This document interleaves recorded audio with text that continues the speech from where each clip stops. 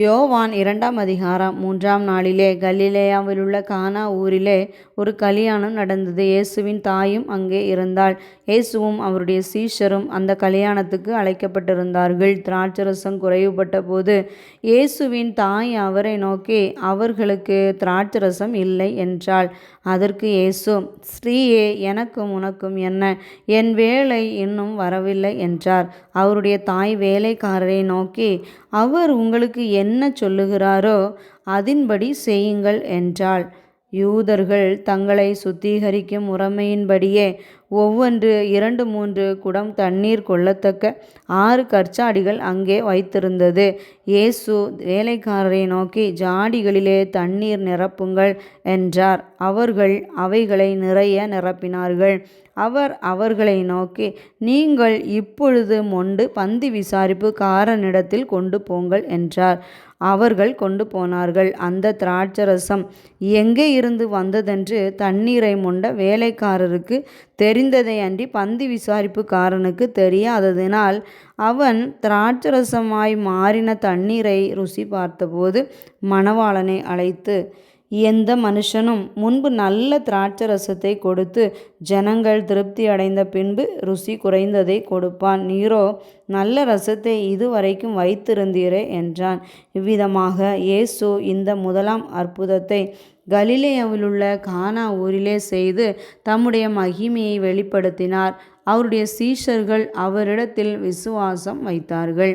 அதன் பின்பு அவரும் அவருடைய தாயாரும் அவருடைய சகோதரரும் அவருடைய சீஷரும் கப்பர்நகூமுக்கு போய் அங்கே சில நாள் தங்கினார்கள். பின்பு யூதருடைய பஸ்கா பண்டிகை சமீபமாயிருந்தது. அப்பொழுது இயேசு எருசலேமுக்கு போய் தேவாலயத்திலே ஆடுகள், மாடுகள், புறாக்கள் ஆகிய இவைகளை விற்கிறவர்களையும் காசுக்காரர் உட்கார்ந்திருக்கிறதையும் கண்டு கயிற்றினால் ஒரு சவுக்கை உண்டு பண்ணி அவர்கள் யாவரையும் ஆடு மாடுகளையும் தேவாலயத்துக்கு புறம்பே துரத்திவிட்டு காசுக்காரருடைய காசுகளை கொட்டி பலகைகளை கவிழ்த்து போட்டு புறா விற்கிறவர்களை நோக்கி, இவைகளை இவ்விடத்திலிருந்து எடுத்து கொண்டு போங்கள், என் பிதாவின் வீட்டை வியாபார வீடாக்காதிருங்கள் என்றார். அப்பொழுது, உம்முடைய வீட்டை குறித்து உண்டான பக்தி வைராக்கியம் என்னை பற்றித்தது என்று எழுதியிருக்கிறதை அவருடைய சீஷர்கள் நினைவு கூர்ந்தார்கள். அப்பொழுது யூதர்கள் அவரை நோக்கி, நீர் இவைகளை செய்கிறீரே, இதற்கு என்ன அடையாளத்தை எங்களுக்கு காண்பிக்கிறீர் என்று கேட்டார்கள். இயேசு அவர்களுக்கு பிரதியுத்தரமாக, இந்த ஆலயத்தை இடித்து போடுங்கள், 3 நாளைக்குள்ளே இதை எழுப்புவேன் என்றார்.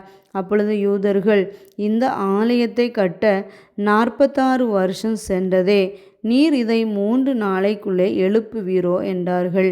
அவரோ தம்முடைய சரீரமாகிய ஆலயத்தை குறித்து பேசினார். அவர் இப்படி சொன்னதை அவர் மரித்தோரிலிருந்தெழுந்த பின்பு அவருடைய சீஷர்கள் நினைவு கூர்ந்து வேத வாக்கியத்தையும் இயேசு சொன்ன வசனத்தையும் விசுவாசித்தார்கள். பஸ்கா பண்டிகையிலே அவர் எருசலேமில் இருக்கையில் அவர் செய்த அற்புதங்களை அநேகர் கண்டு அவருடைய நாமத்தில் விசுவாசம் வைத்தார்கள். அப்படி இருந்தும் இயேசு எல்லாரையும் அறிந்திருந்தபடியால் அவர்களை நம்பி இணங்கவில்லை. மனுஷர் உள்ளத்தில் இருப்பதை அவர் அறிந்திருந்தபடியால் மனுஷரை குறித்து ஒருவரும் அவருக்கு சாட்சி கொடுக்க வேண்டியதாய் இருக்கவில்லை.